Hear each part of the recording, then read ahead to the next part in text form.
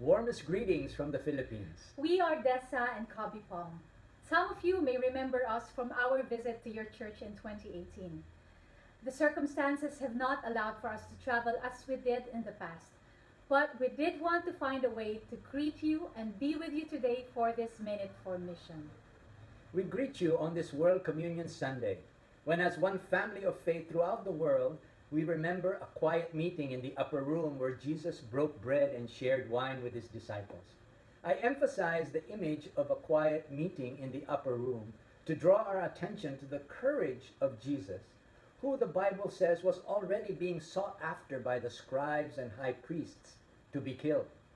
We often forget that it was a dangerous time for Jesus. And yet, Jesus found a way, amid the adversity and threats to his life, to share a life-giving meal and drink with his disciples, to assure them that despite what the world may bring our way, we will not be vanquished. The pandemic has hit hard. The communities we serve in providing clean drinking water were the communities whose employment and livelihood were cut off early. The pandemic had become a threat to life in more ways than one. Our capacity to respond was also threatened by new restrictions on movement from the campus to the communities we serve. Military checkpoints had been set up to ensure people stayed in place. How could we get to the people who need us? I struggled to understand where to turn. I struggled to understand where God was at this difficult moment. As I struggled to find answers, one sad day I looked around at what we had at the water processing plant. And there, standing idle, was an instrument that we had developed for disaster and emergency response. The Solar Pure. Yes, the Solar Pure. We decided we would bring the Solar Pure to our communities and set it up, teach the people to use it, leave it for a few days, purifying water in the community from their own wells. Then move it on to the next community for the next few days. With less trips to the communities, we were able to get through the military checkpoints. It was working. It was a solution. Communities were again able to access clean drinking water. Had God left us?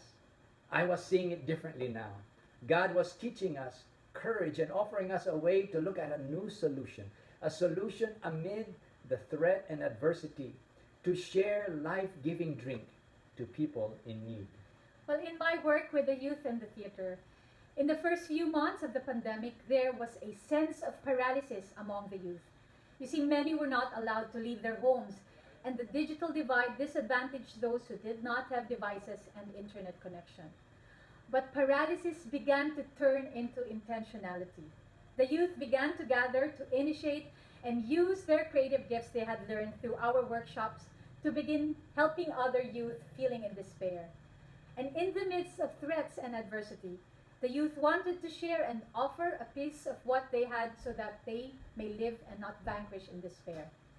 With support from churches, NGOs, and individuals, our youth were able to create art relief packages for children in difficult circumstances, use the radio to raise awareness about child abuse at homes, and to give creative spaces for young people to have a voice through online workshops on songwriting, drama, filmmaking, graphic design, and more, so that they can serve God and our communities and still make a difference.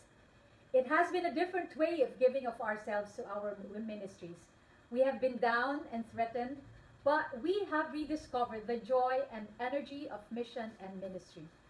With God's help and your continued support and prayers, we are finding new ways to be instruments of God's grace in this challenging time of the pandemic.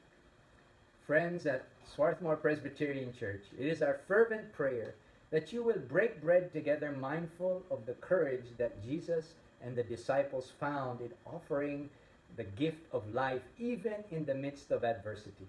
Let us stay hopeful, joyful, and faithful. And may God bless you all.